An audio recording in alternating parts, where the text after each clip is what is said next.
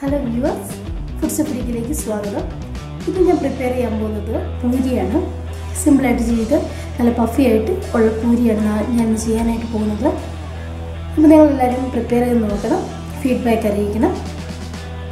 പിന്നെ ചാനൽ ഇഷ്ടമായെങ്കിൽ സബ്സ്ക്രൈബ് ചെയ്യാനും മറക്കരുത്. നമുക്ക് നേരെ വീഡിയോയിലേക്ക് പോകാം.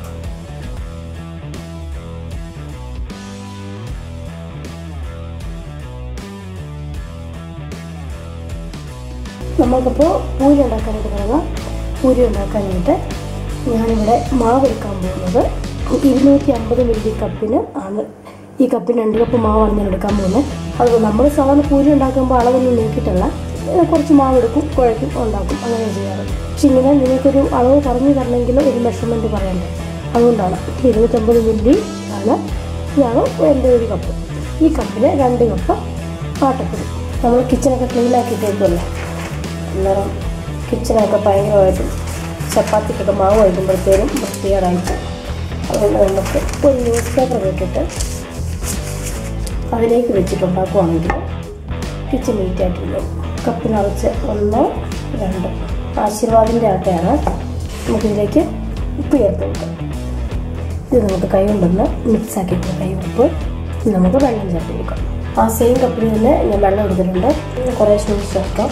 ഞാനിങ്ങനെ കൃത്യമായിട്ട് മെഷർമെൻറ്റ് നോക്കി ചെയ്തിട്ടില്ലാത്തതുകൊണ്ട് കൃത്യമായിട്ട് അളവ് പറയുകയാണെങ്കിൽ ഇപ്പോൾ ഇത് കുഴച്ച് നോക്കിയാലേ എനിക്കും അറിയപ്പെടും.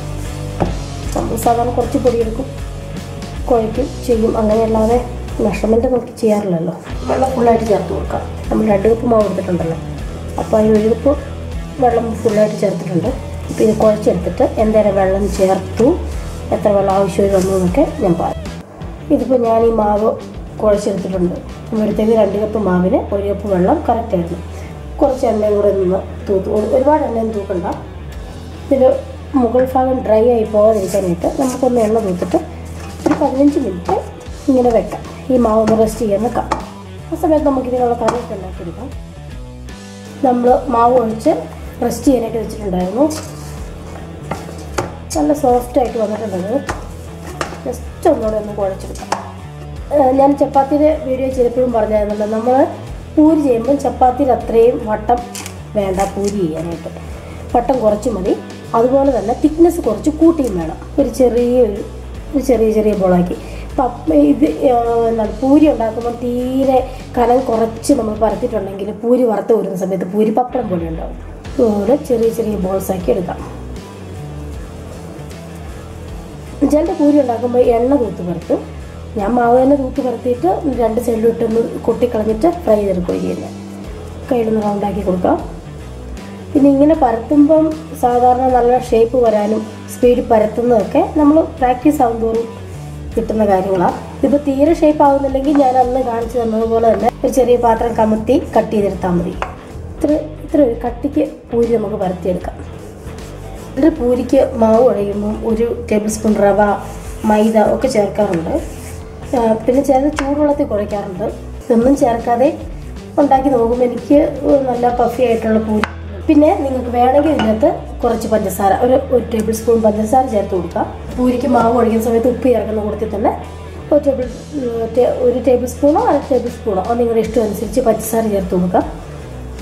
പൂരിക്കൊരു ചെറിയൊരു മധുരമൊക്കെ കിട്ടാൻ നല്ലതാണ്. ഇങ്ങനെ ഞാൻ ഈ മാവ് ഫുള്ളായിട്ടൊന്ന് പരത്തിയെടുക്കാം. ഇനി നമ്മുടെ പൂരി മുഴുവൻ പരത്തി വെച്ചിട്ടുണ്ട്. ഇനി നമുക്കിത് ഫ്രൈ ചെയ്ത് കോരിയെടുക്കാം. പിന്നെ ഓയിൽ തിളയ്ക്കാനായിട്ട് വെച്ചിട്ടുണ്ടായിരുന്നു. നമ്മൾ പരത്തി വെച്ചിരിക്കുന്ന ഓരോരോ പൂരിയായിട്ട് ചേർത്ത് കൊടുക്കും.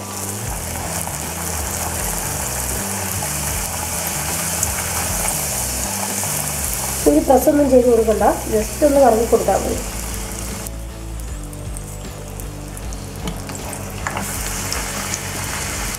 ഇപ്പോൾ ഒരു സൈഡ് ഞാൻ തിരിച്ചിട്ടല്ലോ, ഇനി ഈ പൂരി തിരിച്ചിടേണ്ട ആവശ്യമില്ല. ഇത് കോരിയെടുത്താൽ മതി. പൂരി തിരിച്ചും മറിച്ചും അങ്ങനെ ഇടേണ്ട ആവശ്യമൊന്നുമില്ല. ഒരു തവണ ഇടുക, ഒരു സൈഡ് മറിച്ചിടുക, കോരിയെടുക്കുക.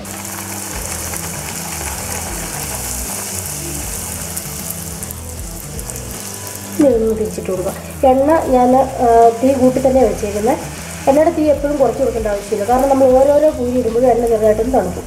നല്ല ചൂടുണ്ടെങ്കിൽ മാത്രമാണ് പൂരി നന്നായിട്ട് പൊങ്ങി വരത്തുള്ളൂ. അതല്ലെങ്കിൽ എന്താ പറ്റുകയെന്ന് ചോദിച്ചിട്ടുണ്ടെങ്കിൽ പൂരി നന്നായിട്ട് പൊങ്ങി വരത്തുമില്ല, എണ്ണ കുടിക്കുകയും ചെയ്യും. പിന്നെ പൂരി അത് ഇടുമ്പോൾ മുങ്ങി കിടക്കാനുള്ള അത്ര എണ്ണ ഉണ്ടാവണം.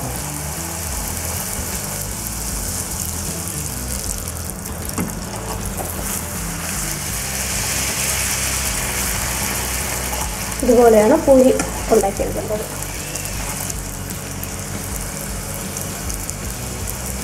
പൂരി ഉണ്ടാക്കുമ്പോൾ ഒരുപാട് നേരത്തെ ഉണ്ടാക്കി വെക്കുക. നമ്മൾ പരത്തിയൊക്കെ വെച്ചിട്ട് നമ്മൾ കഴിക്കാറാവുന്ന സമയമാകുമ്പോഴത്തേന് ഫ്രൈ ചെയ്ത് പോരുവാണെങ്കിൽ നമ്മൾ കടയിലൊക്കെ ചെന്നിട്ട് ഓർഡർ കൊടുത്ത് കഴിയുമ്പോൾ ഒരു അപ്പം ഉണ്ടാക്കി എണ്ണയ്ക്കകത്തിട്ട് ഫ്രൈ ചെയ്തുകൊണ്ട് വരത്തില്ലേ, അപ്പോൾ അവരിങ്ങനെ തന്നെയായിരിക്കും പ്ലേറ്റിൽ കൊണ്ടുവരില്ല. അപ്പോൾ അങ്ങനെ കഴിക്കാൻ പറ്റും. ഇല്ല, ഇത് കാസർഗോഡിലോട്ടൊക്കെ ഇട്ട് വെച്ചിട്ടുണ്ടെങ്കിൽ അത് അങ്ങ് താഴ്ന്നു പോയിട്ടുണ്ടാവും.